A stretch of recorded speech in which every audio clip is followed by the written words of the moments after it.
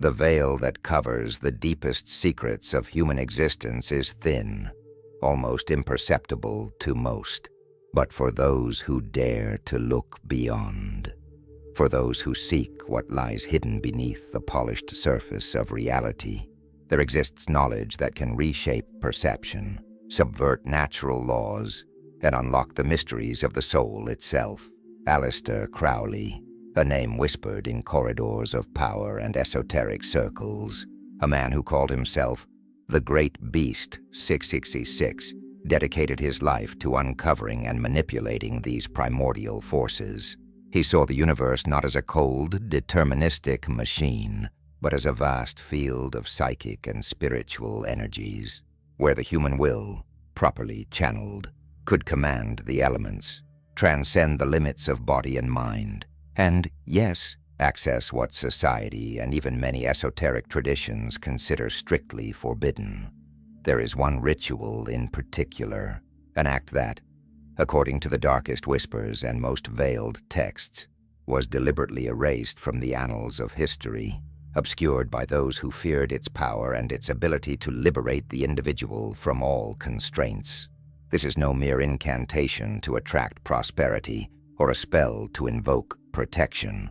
It is a plunge into the abysmal depths of consciousness, a journey to the heart of spiritual alchemy and occult gnosis, with the goal of rewriting the very nature of manifest reality.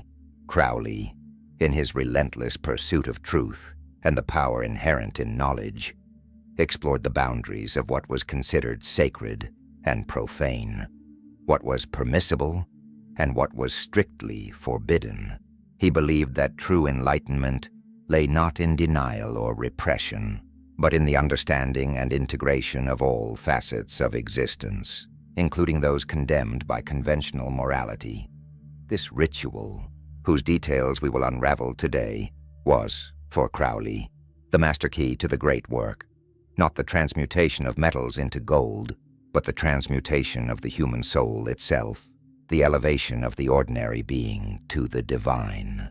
He called it, in his cryptic terms, the invocation of forbidden knowledge, a practice that required absolute mastery of the will, a profound understanding of the hidden language of the universe, and indomitable courage to face the shadows, both external and internal. Imagine the mind as a mirror. Most people only reflect the image of the world as it appears superficially, but the adept, the one who seeks this forbidden knowledge, learns to polish the mirror to the point where it can reflect not only what is, but what could be, and more importantly, what must be, according to his divine will. The importance of this ritual, and the knowledge it unlocks, lies in its ability to subvert the very fabric of human experience. In our everyday lives, we are trapped by a linear perception of time, by physical laws that seem immutable, and by a sense of identity that is largely shaped by external factors.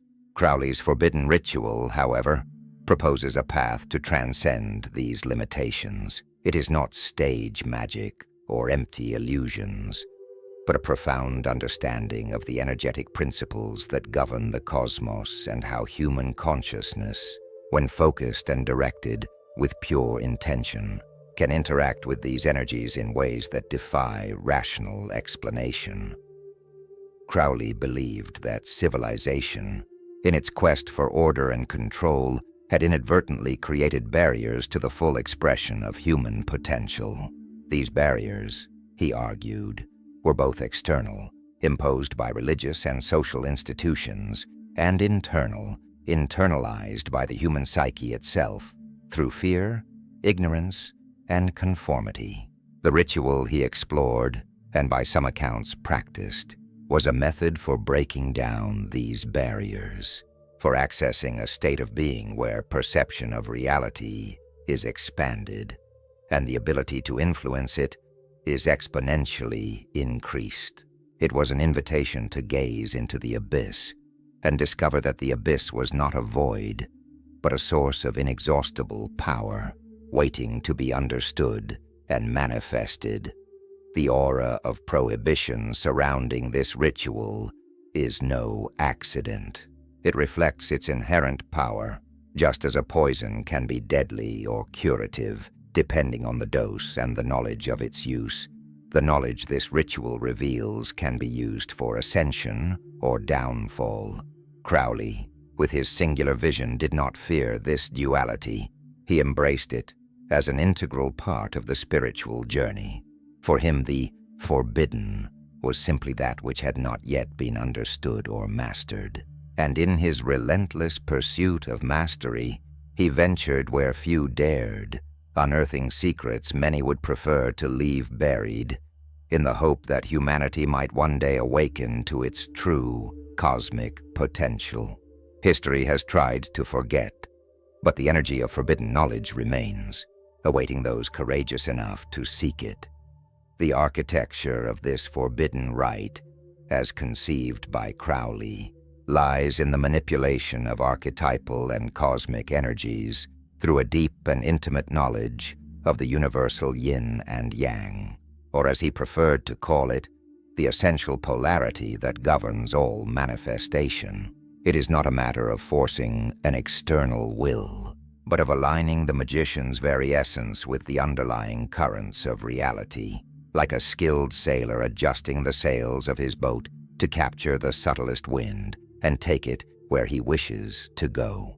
The practice involved, above all, a rigorous discipline of self-knowledge and purification, not in the ascetic sense of denial, but in that of clarity. A polished mirror reflects the truth without distortion. He frequently referred to the need to dissolve and coagulate, a fundamental alchemical principle that, in its spiritual application, meant disintegrating the illusions and conditioning that obscure consciousness, dissolve, and then rebuilding, perception based on a deeper understanding and a purer will. Coagulate. One of the central pillars of this ritual involved the invocation of genie and astral powers which, unlike the demons commonly portrayed in popular demonology, were understood by Crowley as manifest cosmic forces, entities that personified universal laws or specific aspects of existence.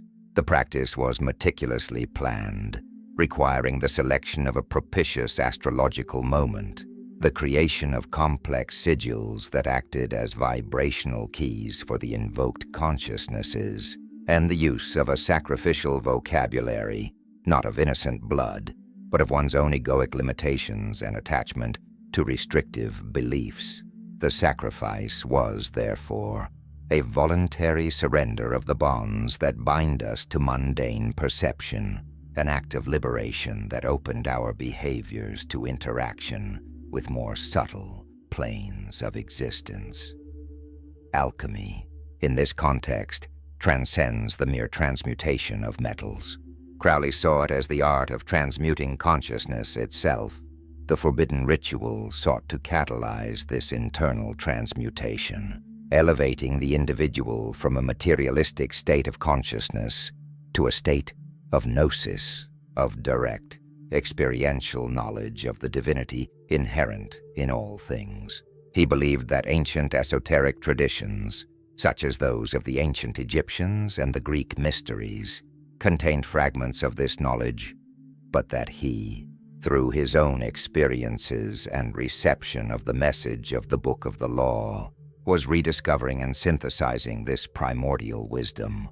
Integrating elements from various mystical traditions, including Kabbalah and yoga, was essential to understanding the complex energetic tapestry the ritual aimed to manipulate.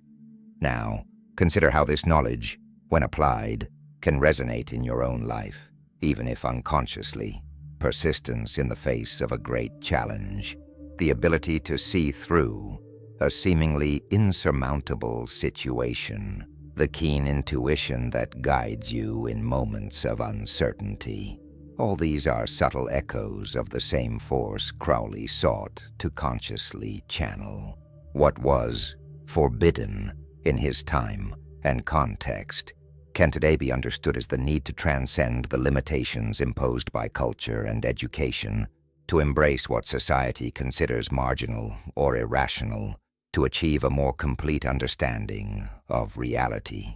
The ability to question dogma, to seek alternative truths, and to trust one's own inner perception are the first steps toward unlocking the forbidden rituals that await your own exploration. In contrast to mystical practices that seek passivity or submission to an external deity, the rite Crowley unveiled emphasized the agency and responsibility of the individual. It was a path of self-deification, not in the sense of arrogance, but of acknowledging the divine spark that resides within each being. Secret societies, which he so criticized for their self-sufficiency and lack of expansion, were, in his view, reluctant guardians of keys that should be shared. Access to this knowledge, which he called magic, was not a privilege, but a birthright of the human spirit, a right that had been deliberately suppressed. The forbidden ritual was, therefore, an act of stealing the fire of the gods, a fire not to burn, but to illuminate the path of conscious evolution. Beyond personal transmutation, Crowley's ritual, if performed with the detachment and precision he advocated, had the ability to influence the fabric of collective reality in subtle and profound ways, shaping currents of thought and events without the masses even noticing. This influence manifested itself not as a direct command, but as a subtle tilt of the cosmic scale, a shift in the vibrational resonance of the psychic environment. Think of it as introducing a new frequency into a soundscape. Initially, it may be imperceptible, but over time, it can alter the overall harmony, making certain notes more prominent and others more difficult to hear. Crowley, a keen observer of mass psychology and the mechanisms of social power, understood that manifest reality is largely a collective construction of consciousness. By altering individual consciousness in radical and authentic ways, the adept could, through resonance, introduce new patterns into the collective consciousness. This aspect of the ritual, what made it truly forbidden beyond superficial understanding, lay in its potential to undermine the structures of control that govern society. It wasn't about overthrowing governments or inciting violent revolutions, but about a more insidious subversion, the erosion of the foundations of limiting beliefs and dogmas that sustain the status quo. Crowley saw these structures as invisible chains that impeded humanity's spiritual progress. By accessing and manipulating primordial energies, the practitioner could, metaphorically, weaken these chains, opening space for new possibilities of perception and existence. Imagine a dam holding back a vast body of water. The ritual, in its essence, doesn't break the dam all at once, but finds the fissures, the tiny cracks, and expands them through the continuous application of subtle, energetic pressure, allowing the water of unlimited potential to begin flowing. Furthermore, the practical application of this knowledge extended to the realm of artistic and intellectual creation. Crowley, himself a prolific poet, writer, and artist, believed that true inspiration came not from external muses, but from a direct connection with the archetypal sources of creativity, a flow his ritual aimed to access.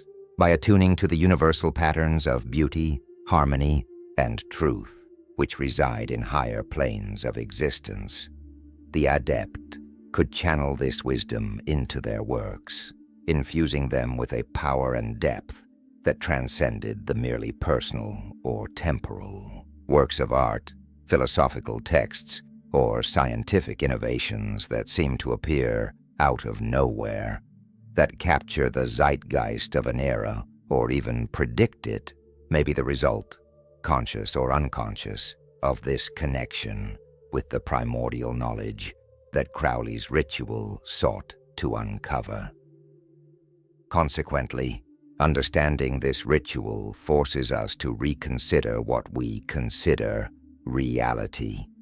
If reality is, in part, a construct of consciousness, and if consciousness can be shaped and expanded through esoteric practices like those explored by Crowley, then the line between the possible and the impossible becomes fluid. The historical prohibition of this knowledge, therefore, was not only a reflection of the fear of the unknown, but also a recognition of its transformative power, a power that could free the individual from the bonds of illusion and allow them to perceive and interact with the universe on a much more fundamental level. Consider the scientific discoveries that, in their time, seemed like science fiction. What today is advanced technology was once an idea forbidden by conventional logic, a leap into the unknown. The ritual in question proposes a similar leap, but in the realm of spirit and consciousness. The complexity inherent in Crowley's most forbidden ritual manifests itself not only in its ability to alter the perception of reality and influence the collective, but also in its profound connection with the realms of internal alchemy and Gnostic demonology, which are often misinterpreted by the Western dualistic view. While traditional alchemy aimed at the transmutation of metals, Crowley expanded it to the alchemy of the soul, where sulfur represents the volatile spirit and mercury, the receptive matter. The forbidden ritual orchestrated the union of these principles within the practitioner's own being, resulting in salt, the fixation and concretization of the new consciousness. The challenge lay in dealing with the internal shadows, the demonic projections that, from the Gnostic perspective, are not external malevolent entities, but repressed and unintegrated aspects of the psyche itself. Crowley's ritual did not seek to banish these manifestations, but rather to confront them directly, uncovering their secrets and thus neutralizing their coercive power. Additionally, the practice involved an advanced understanding of theurgy and goetia, not as mere invocation techniques, but as methods of interacting with different orders of beings and energies. Crowley distinguished between theurgy, which aimed at union with the divine or higher beings for spiritual elevation, and goetia, which dealt with the invocation and control of lower or chaotic entities. The forbidden ritual, however, transcended this dichotomy as it sought to understand the interconnection between these realms. What was considered demon could be seen as a disorganized cosmic force, a latent potential that, when understood and integrated under the aegis of a sovereign will, could be channeled into creative manifestation rather than a destructive force. This approach challenged conventional morality, as it equated hell and heaven with accessible and manipulable states of consciousness, depending on the skill and intention of the practitioner. Another crucial facet of this rite was its connection to the concept of sexual magic, which Crowley approached in a much more subtle and powerful way than modern popularization suggests. For him, the sexual act was a gateway to the release of primordial and psychic energies that, when correctly directed by magical will, could catalyze profound transformations. The forbidden ritual, in this context, was not just a physical act, but a complex arrangement of practices involving the visualization, enchantment, and concentration of sexual energy to create an energetic vertex capable of breaking dimensional barriers or manifesting specific intentions on the physical plane. Now consider how this understanding of sexual energy as a creative and transformative force can be applied to your own life. Beyond the explicitly sexual context, think of channeling your passion for a project, your determination to overcome an obstacle, as forms of sexual magic in a broader sense, where life force is directed toward a specific purpose, resulting in concrete manifestations of your will. Ultimately, The dissemination and historical erasure of this ritual are intrinsically linked to the very nature of occult knowledge, which is often encoded in symbolic and allegorical language to protect those unprepared for its direct understanding. The secret orders that guarded it, and often distorted it, acted as gatekeepers to a knowledge that could destabilize established structures of power and belief. Crowley, in his eagerness to demystify and democratize access to spiritual wisdom, sought to decipher these codes and expose the underlying principles, even if it meant confronting the forces that preferred to keep these secrets sealed. Thus, what we today call the forbidden ritual is, at its core, a set of Gnostic keys that, if understood and applied wisely, open portals to self-transformation and the perception of a reality far more vast and complex than that which presents itself to us daily. The historical prohibition of this knowledge and its subsequent concealment reveals an intriguing pattern in the dynamics of power and the preservation of the status quo.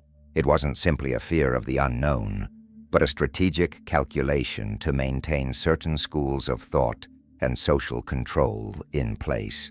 Crowley, with his penetrating insight, perceived that structures of authority, be they religious, political, or even academic, often relied on the limitations of human perception. By keeping the individual in a state of passive belief and conformity, these structures ensured their own perpetuation. The ritual he uncovered, by empowering the individual with tools to question and transcend imposed realities, posed a direct threat to this established order. Let us consider, then, the aspect of psycho-navigation, a term Crowley used to describe the art of navigating the currents of collective and individual consciousness. Unlike mere meditation or visualization, psycho-navigation involved active interaction, an ability to boost or redirect these psychic energies. The prohibition of this rite can be understood as an effort to prevent individuals from developing this ability autonomously. As a population capable of consciously navigating the sea of the collective mind would be intrinsically more difficult to control. Think of a flock of sheep that suddenly discovers the ability to choose its own path, ignoring the shepherd. The prohibition was therefore intended to keep the mind asleep, preventing individuals from becoming masters of their own psychic destiny. Building on this idea, but with a crucial counterpoint, it is essential to understand that the suppression of this knowledge was not a monolithic event, but an evolutionary process. Various orders and traditions, even those that proclaimed themselves initiatory, tended to withhold the most powerful and transformative parts of their teachings, reserving them for a restricted circle of adherents. Crowley vehemently criticized this practice, arguing that true knowledge, especially that which empowers the individual, should be accessible to all willing to undertake the journey of self-discovery. The forbidden ritual, therefore, represented the pinnacle of this wisdom, that part that by its very nature challenged the hierarchies and exclusivity he so abhorred. Furthermore, the impact of such a ritual transcends the purely personal or social sphere and enters the realm of psychic ecology. Crowley believed that every thought, every emotion, every act of will emitted vibrations that interacted with the surrounding energetic environment. The forbidden ritual, by amplifying and refining the practitioner's intention, allowed for a conscious and directed interaction with this ecology. Imagine the impact of introducing thoughts of harmony, clarity, and power into an environment charged with anxiety and confusion. This is no simple magical intervention, but a subtle resonance that can, over time, alter the vibrational quality of a space, a community, or even the planet. The prohibition of this knowledge was, in essence, a fear of individuals becoming gardeners of the psychosphere, actively shaping it rather than merely being passive recipients of its chaotic influences. In contrast to approaches that seek purification through denial, Crowley's ritual proposed transmutation through integration. He saw no evil in the dark aspects of existence, but rather raw potential. What society demonized as destructive force, he saw as untamed energy, waiting to be understood and channeled. The forbidden, therefore, was that which required a plunge into the depths, a confrontation with one's own shadows and the chaotic energies of the universe, not to be mastered by them, but to integrate them into a new and powerful synthesis of consciousness. This perspective directly challenges the moralistic dichotomy that often obscures understanding of the fundamental forces of life. The rite in question, when explored in its deepest layers, reveals an intricate relationship with what could be described as the engineering of the collective imagination. Crowley, in his insightful analysis of social and spiritual dynamics, understood that the reality perceived by the majority is not an absolute given, but a construction continually maintained by an incessant flow of beliefs, myths, and shared narratives. The historical prohibition of this ritual was not only to repress individual power, but also to protect the foundations of this collective imaginary, to ensure that accepted truths and the power structures that derive from them remain unchanged. Now consider how this engineering works in your own life. When you encounter a new story, or a story that seems to shape your worldview, this is the engineering of the imaginary in action. Crowley's forbidden ritual proposed a counter-engineering, a method by which the individual, instead of being shaped by the external flow, could become an active agent in redefining his own perception and, by extension, influencing the vibrational field that affects others. To deepen this understanding, Crowley saw rituals as tools not only for personal transformation, but also as catalysts for change in the psychosphere. Unlike a simple incantation for personal gain, this rite, in its most advanced application, aimed to seed new possibilities in the field of shared consciousness. He envisioned reality as a vast ocean of psychic energy, where thoughts and intentions were propagating waves.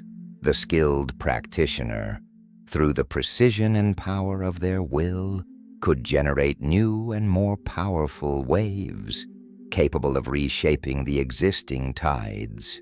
Consider how a viral internet meme can, in a matter of hours, alter public discourse on a topic. The forbidden ritual operated on a similar level, but with much more fundamental and lasting energies and purposes. However, applying this engineering required an almost architectural understanding of the principles of psychic resonance. Crowley knew that certain geometric shapes, certain combinations of sounds and colors, and even certain emotional states possessed the ability to attract and amplify specific energies. The forbidden ritual was, in essence, a masterpiece of psychic engineering, where each element, the location, the time, the symbols used, the practitioner's very mental attitude, was carefully calibrated to create a specific resonance capable of tuning the magician's consciousness to the frequencies he wished to manifest or understand. The prohibition, in this context, served to prevent inexperienced or ill-intentioned individuals from giving form to energies they did not understand, potentially destabilizing the delicate balance of shared reality. Another crucial layer lies in the concept of deprogramming the fabricated consciousness.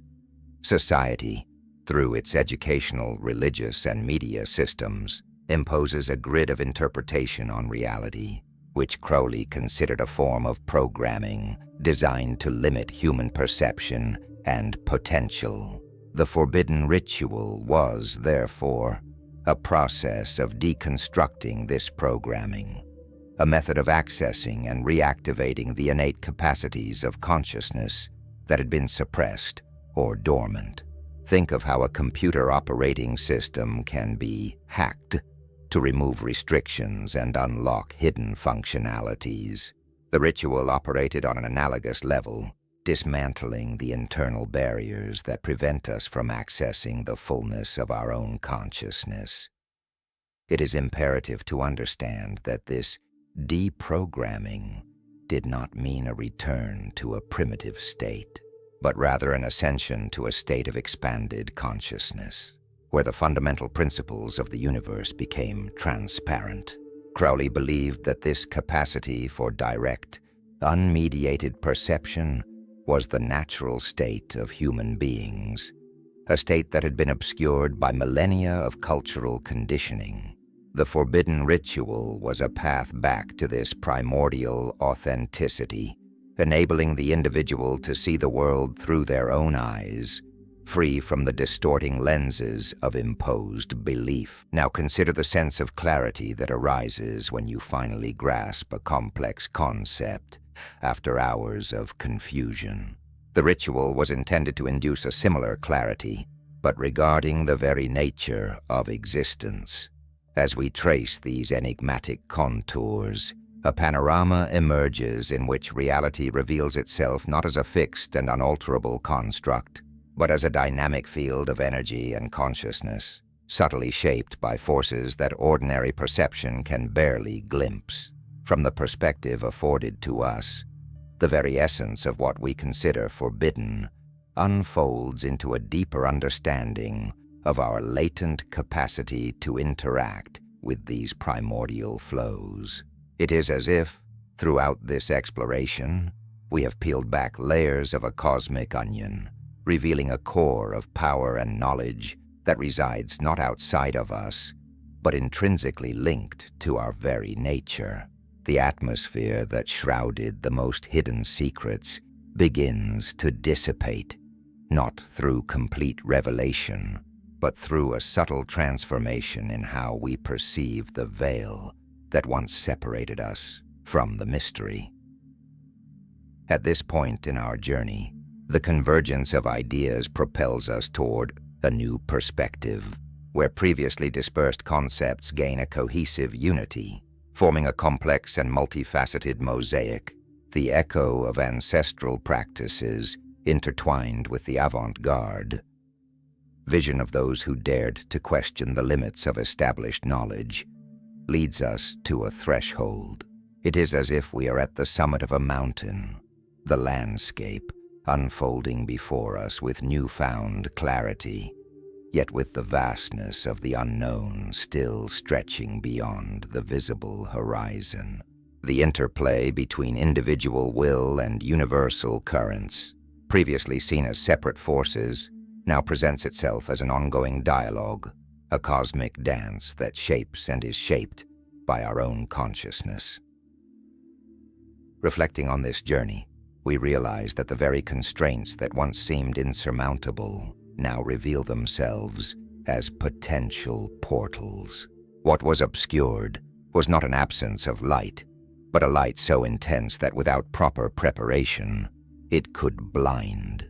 The journey taught us to adjust our gaze, to refine our perception, allowing us to glimpse the luminosity that resides even in the densest shadows.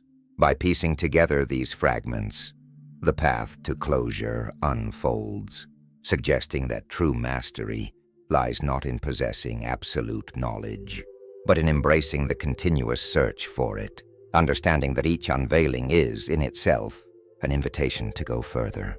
The journey through the veils of forbidden knowledge, guided by the boldness of minds like Crowley's, culminates not in an endpoint, but in a vibrant threshold. We understand that what was once labeled secret, or even dangerous, now reveals itself not as an insurmountable barrier, but as an invitation to self-discovery in its most radical form. The architecture of this wisdom, once seen as labyrinthine, reveals itself as a map of our own psyche, showing that the energies we sought outside reside in their essence. Within us, the cosmic currents, the alchemical laws, the archetypal dances, all of these resonate within us, awaiting the awakening of our consciousness so they can be understood and, more importantly, experienced. The illusion of prohibition, we now realize, was largely a social construct, a subtle trap to keep the individual in a state of dependence and limitation. By unraveling the rituals and symbols that once inspired fear, we discover that true power lies not in mastering external forces, but in harmonizing one's own essence with the universal fabric. Alchemy transcends matter, Gnostic demonology reveals facets of ourselves, and magic becomes the art of directing the will with unshakable clarity and purpose. What was erased from history has not disappeared, but has awaited the right moment to be rediscovered by those who dare to look beyond the obvious, who dare to question the foundations of their own perceived reality. True practice, therefore, lies not in performing arcane rituals or deciphering forgotten texts, but in incorporating the essence of this knowledge into every moment of our existence. It is an invitation to be the architects of our own consciousness, to navigate the currents of life with discernment and intention, to recognize the divine spark that burns within each of us. The universe is not an external entity to be conquered, but a mirror of our own being, and forbidden knowledge is ultimately the key to unlocking the magnificence it reflects. The journey continues, not through hidden secrets, but through the constant expansion of our own perception and the courage to live according to the truth we discover within ourselves. The door is open. The choice to walk through it is, and always has been, entirely ours.